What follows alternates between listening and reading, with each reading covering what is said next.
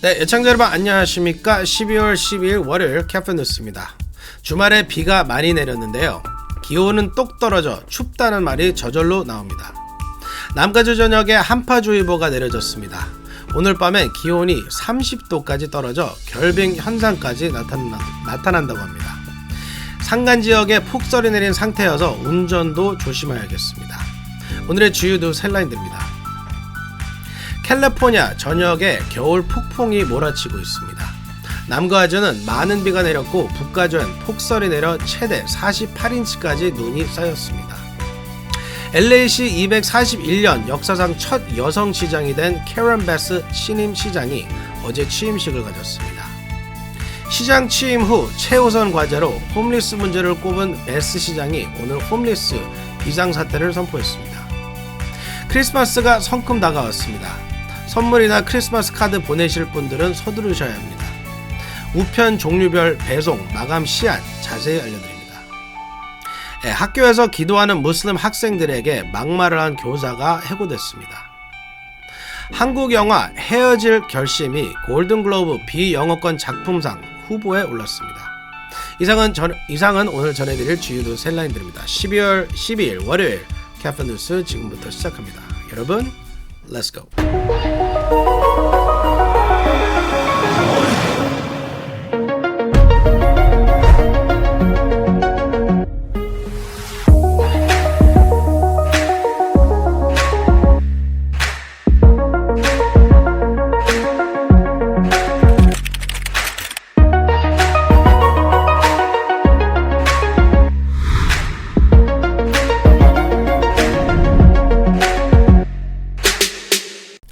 네, 오늘의 첫 소식은 한파가 엄습한 캘리포니아 날씨 소식입니다. 캘리포니아 전역에 겨울 폭풍이 몰아쳐 이번 주말 남가주 지역에는 많은 비가 내렸고 산간 지역에는 눈도 많이 왔습니다. 북가주 시에라네바다 지역에는 최대 48인치에 달하는 폭설이 내렸습니다. LA 지역은 오늘 한파로 기온이 30도까지 떨어져 결빙주의보까지 내려졌습니다. 피터장 기자가 보도합니다.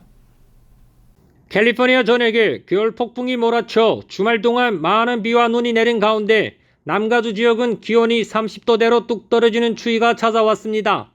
국립기상청은 오늘 LA 카운티 북부 지역과 벤츄라, 산타바바라 지역 등에 한파주의보를 내렸습니다. 샌프란도 밸리 지역과 산타 클라타 밸리 지역 등은 오늘 밤 기온이 30도까지 떨어져 식물들은 결빙 피해를 입을 수 있다고 경고했습니다.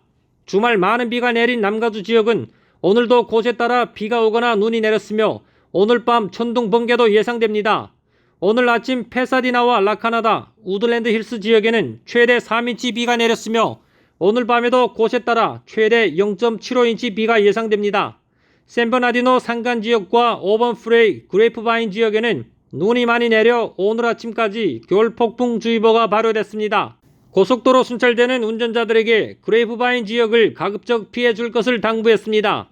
오늘 오전 샌버나디노 산간 지역에서는 폭설로 여러 명의 운전자들이 길을 잃고 헤매기도 했습니다. 주말 눈 폭풍이 몰아친 북가주 시에라 네바다 지역에는 폭설이 내렸습니다. 시에라 타호 스키 리조트에는 무려 48인치 폭설이 내렸고 팰리세이드 타호 스키 리조트에는 44인치, 수가볼 스키 리조트에는 45인치의 눈이 내렸습니다. LA 지역은 내일부터 날씨가 개이면서 이번 주말까지는 비 소식이 없습니다. 지금까지 카플라 뉴스 피터장입니다. 네, 캐런 베스 신임 LA 시장이 어제 취임식을 가졌습니다. LA시 241년 역사상 최초의 여성 흑인 시장입니다. 제니박 기자가 보도합니다. 캐런 베스 신임 LA 시장 취임식이 어제 LA 마이크로소프트 시어터에서 개최됐습니다.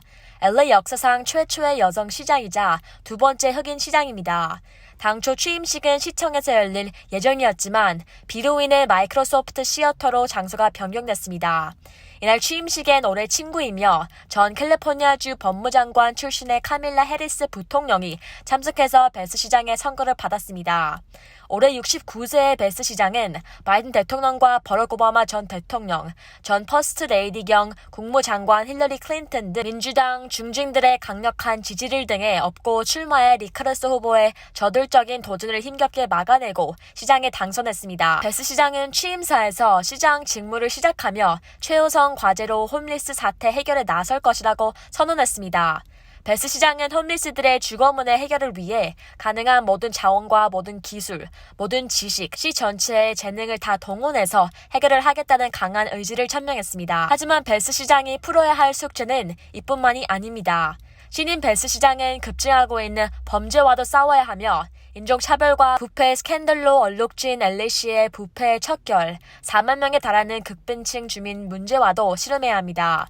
베스 시장은 LA 시민들의 단결로 호소하면서 케네디 대통령이 취임사에서 했던 명언인 조국이 당신에게 무엇을 해줄 것인지 묻지 말고 당신이 조국을 위해 무엇을 할 수 있을지를 물어라 라는 말을 인용하면서 시민들의 적극적인 참여를 간곡히 부탁했습니다. 날 취임식장 밖에는 로스앤젤레스의 새로운 날이란 현수막이 걸린 가운데 많은 시민들이 베스와 사진을 보며 환호했습니다.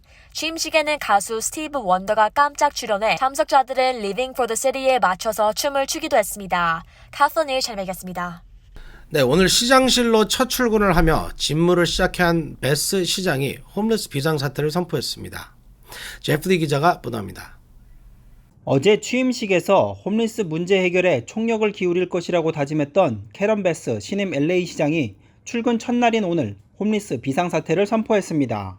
시장 직무를 시작하자마자 가장 먼저 내린 조치가 바로 홈리스 비상사태 선포여서 캐런 베스 시장은 앞으로 홈리스 문제 대처를 위해 강력한 대책을 추진해 나갈 것으로 보입니다. 베스 시장은 4만 명의 주민들이 집이 없어 길거리를 떠돌고 있다면서 LA의 심각한 주택 위기와 홈리스 문제를 최우선 대응 과제로 정했다고 밝혔습니다.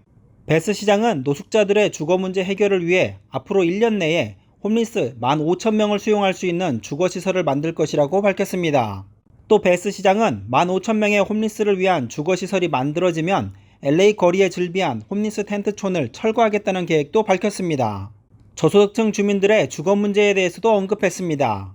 베스 시장은 치솟는 렌트비 때문에 빈곤층 주민들은 한 집에 여러 가족이 살거나 렌트비를 감당하기 위해 여러 직업을 전전하며 생계를 이어나가야 하는 상황으로 내몰리고 있다며 LA는 부끄러운 왕관을 쓰고 있다고 지적했습니다. 지금까지 카플라 뉴스 제플리였습니다. 네, 1년 중 우편물이 가장 폭주하는 시즌이 바로 크리스마스 시즌입니다. 크리스마스는 나눔의 계절이기도 하지만 바로 배송의 계절입니다. 크리스마스를 앞두고 선물 소포를 보내거나 크리스마스 카드를 보내려는 분들은 사용하는 메일 방식에 따라 반드시 배송 시한을 지켜야 크리스마스에 맞춰 감사와 사랑의 뜻을 전달할 수 있습니다. 우체국을 이용하시는 경우 퍼스트 클래스 메일로 카드를 보내는 경우 17일까지 보내야 크리스마스 전에 도착합니다. 프라이어티 메일은 12월 19일, Priority Express 메일은 12월 23일이 마감 시한입니다. UPS 3-day select 메일을 보내는 경우에는 12월 20일이 마감입니다. Second-day air는 12월 21일입니다. 페덱스의 페덱스 그라운드 마감 시한은 12월 14일입니다. FedEx Express Saver, 페덱스 3-day freight는 12월 20일이 마감 시한입니다. FedEx Today, FedEx One Day Freight는 12월 21일까지 발송해야 합니다. 크리스마스 시즌에는 소포와 우편이 폭주해 여유를 두고 보내지 않으면 크리스마스 전에 배달되기가 어렵습니다. 각자 이용하시는 우편 방식에 따라 배송 마감 시한을 잘 살펴보시고 서둘러 보내시는 것이 좋겠습니다.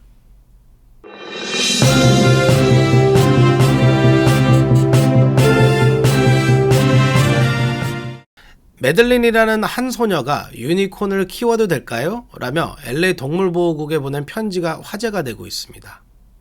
이 소녀가 보낸 편지에 동물보호국이 진지하고 따뜻하게 보내준 답장도 크리스마스를 앞둔 우리들의 마음을 후훈하게 합니다. 어떤 사연인지 피터 장 기자가 전해드립니다. LA 한 소녀가 집에서 유니콘을 키워도 될까요? 라며 LA 카운티에 편지를 보낸 사실이 뒤늦게 알려져 화제가 되고 있습니다. 이 편지를 받은 LA 동물보호국은 이 소녀의 편지에 유니콘을 키울 수 있는 조건을 제시하며 진지하게 응답해 크리스마스를 앞두고 많은 이들이 얼굴에 아빠 미소를 만들어내고 있습니다. 이 사연은 지난 9일 뉴욕타임스가 보도하면서 알려지게 됐습니다. 뉴욕타임스에 따르면 매들린이라는 소녀는 지난 11월 14일 LA 동물보호국에 유니콘을 키워도 되는지 허가 요청을 하기 위해 손편지를 써서 보냈습니다. 매들린은 만약 제가 유니콘을 찾는다면 뒷마당에서 키울 수 있도록 허락을 받고 싶습니다라며 답장을 보내주세요라고 편지에 썼습니다. 이 편지를 받은 LA 동물보호국 마르시아 마에다 국장은 지난 11월 30일 답장을 보냈습니다. 이 편지에서 마에다 국장은 유니콘 주인들은 일주일에 한 번 가장 좋아하는 간식 중 하나인 유니콘 수박을 먹여야 하며 적어도 한 달에 한 번은 부드러운 천으로 유니콘의 뿔을 닦아줘야 한다고 말했습니다. 또 유니콘에게 햇빛, 달빛, 무지개 등을 정기적으로 쬐게 해줘야 한다고도 했습니다. 동물보호국은 매들린에게 하트 모양의 유니콘 사육 면허증과 함께 유니콘을 찾을 때까지 돌볼 수 있는 유니콘 인형도 줬다고 합니다.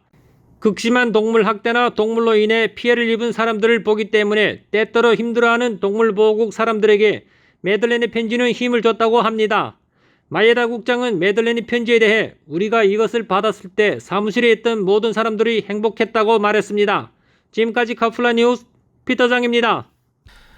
네, 학교에서 기도하는 무슬림 학생들에게 막말을 하며 기도를 방해한 교사가 해고됐습니다. 교사로서 갖춰야 할 타문화와 종교에 대한 존중과 예의조차 없는 이 교사의 행동이 알려지면서 많은 사람들이 분노하고 있습니다. 무슨 일이 있었는지 제니박 기자가 당시 영상과 함께 보도합니다. 무슬림 학생들이 기도하는 것을 방해하며 막말을 비난하던 교사가 해고됐습니다. 플로리다 플랭클린 아카데미 학교에서 발생한 이 사건은 지난 8일 틱톡을 통해 공개됐습니다. 이 영상에는 프랭클린 아카데미 무슬림 학생 3명이 기도하는 모습이 담겼습니다. 학생들이 기도를 하기 위해 엎드리자 사무실로 들어온 한 선생님의 목소리가 들립니다. 교사는 잠깐 여기는 내 사무실이야. 여기서 무슨 마법을 부리고 있냐고 막말을 합니다. 이후 그는 호루라기를 불면서 기도하는 학생들의 주의를 끌려고 하고 그들에게 다가가며 한 학생의 손을 밟을 뻔하기도 했습니다. 이어 이 교사는 나는 하느님을 믿는다. 그래서 너네 기도를 멈춘 것이라고 주장하기까지 합니다. 매일 5번씩 이슬람 교도들이 하는 기도는 신자들에게 매우 신성한 것으로 여겨집니다. 한번 시작하면 다른 사람들에게 방해를 받거나 기도하는 본인들조차 방해를 해서는 안 됩니다. 기도를 하는 동안 모슬렘들은 머리를 숙이고 여러 번 엎드리면서 진행됩니다. 온라인에 공개된 이 틱톡 영상은 많은 사람들을 분노하게 만들었습니다. 사건이 알려지자 학교 측은 어떤 형태로든 차별을 하는 행위는 용납하지 않는다며 논란의 중심에 있는 교사는 더 이상 우리와 함께하지 않는다는 것을 밝힌다는 글을 페이스북에 올렸습니다. 카플라 뉴스 잘 뵙겠습니다. 네, 아카데미 시상식과 함께 미국의 양대 영화 축제인 골든글로브 시상식에 한국 영화 헤어질 결심, 이 비영어권 영화 작품상 후보에 올랐습니다. 기생충에 이어 두 번째입니다. 제프리 기자가 보도합니다. 박찬욱 감독의 영화 헤어질 결심이 골든글로브 시상식 비영어권 영화 작품상 후보에 올랐습니다. 한국 영화가 이 부문 후보에 오른 것은 이번이 두 번째입니다. 헐리우드 외신기자협회는 오늘 제80회 골든글로브 시상식 후보작을 발표했습니다. 헤어질 결심은 비영어 영화작품상 부문에서 독일의 서부전선 이상 없다, 아르헨티나의 아르헨티나 1985, 벨기에의 클로즈, 인도의 RRR 등과 함께 후보로 지명됐습니다. 헤어질 결심은 박 감독이 2016년에 아가씨 이후 6년 만에 내놓은 장편 영화입니다. 박 감독은 올해 칸 국제영화에서 감독상을 받으며 전 세계의 주목을 받았습니다. 한국 영화가 골든글로브 시상식에서 부문 후보에 오른 건 2020년 봉준호 감독의 기생충 이후 두 번째입니다. 기생충은 당시 수상에 성공했습니다. 최근 비영어 영화작품상 부문에선 아시아 영화가 강세를 보이고 있습니다. 기생충에 이어 이듬해 한인 이민자의 삶을 그린 미나리, 2022년엔 일본 하마구치 류스케 감독의 드라이브 마이 카가 상을 받았습니다. 2023 골든글로브 시상식은 내년 1월 10일 베벌리 힐튼 호텔에서 열릴 예정입니다. 골든글로브의 비영어권 영화작품상은 이전의 외국 영화상이 이름을 바꾼 것입니다. 지금까지 카플란 뉴스 제플리였습니다.